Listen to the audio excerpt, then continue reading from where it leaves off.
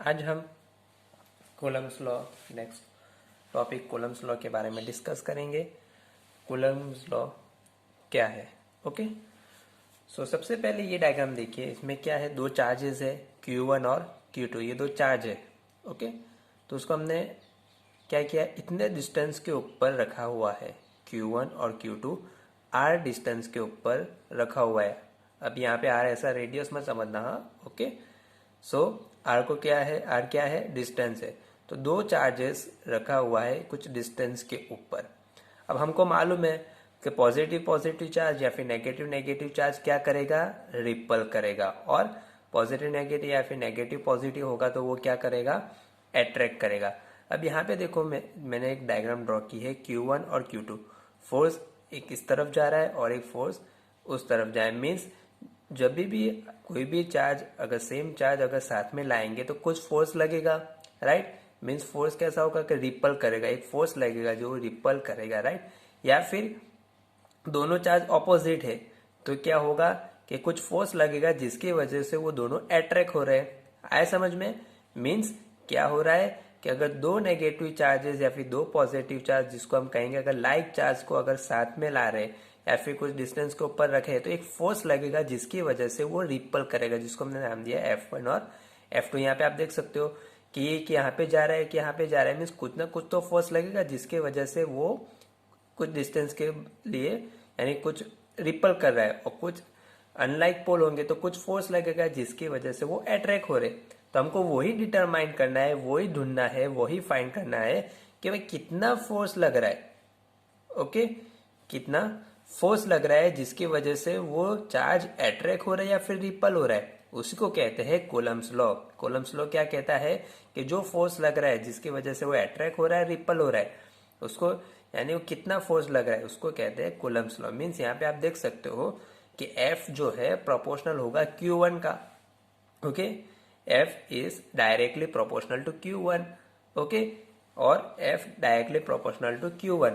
अभी ये F proportional to Q1 means अगर Q1 ज्यादा है तो फोर्स क्या होगा, ऑटोमेटिकली ज्यादा हो जाएगा।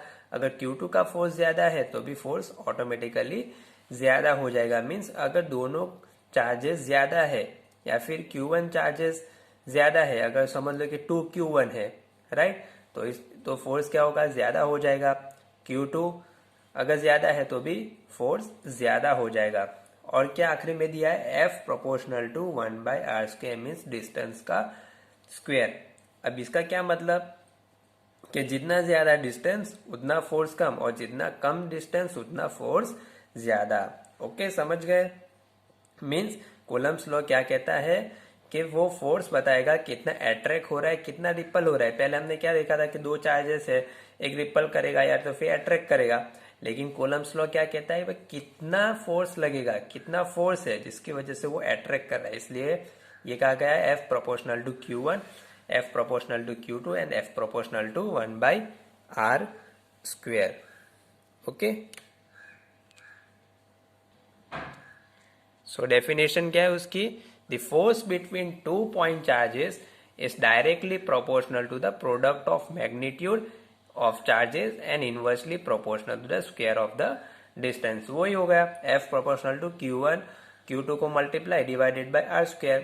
ओके, अब मुझे प्रोपोर्शनल, जब हम सॉल्व करेंगे प्रॉब्लम तो प्रोपोर्शनल तो लगेगा नहीं, उसकी जगह में क्या लगाना पड़ेगा, इक्वल टू।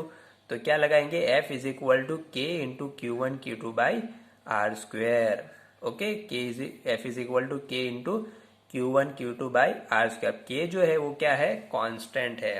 ओके, तो फॉर डेफिनेशन क्या है, the force between 2 point charges is directly proportional. जो फोर्स लगेगा वो किसके प्रोपोर्शनल होगा, Q1 Q2 और inversely proportional to the r² which is equal to K into Q1 into Q2 by r²। Okay, अब K की वैल्यू हमने determine की है, K की वैल्यू हमको बताई गई है कि अब K की वैल्यू क्या है, 9 इंटू 10⁹ और 1/4 pi epsilon naught epsilon r for air. Air के लिए ये वैल्यू यूज करेंगे 9 इंटू 10⁹ या फिर 1/4 pi epsilon naught into epsilon r, where epsilon r equal to 1। ये किसके लिए, एयर के लिए, वैक्यूम के लिए। ओके, अब क्या हो जाएगा, F is equal to 9 into 10⁻⁹ Q1 Q2 by r square.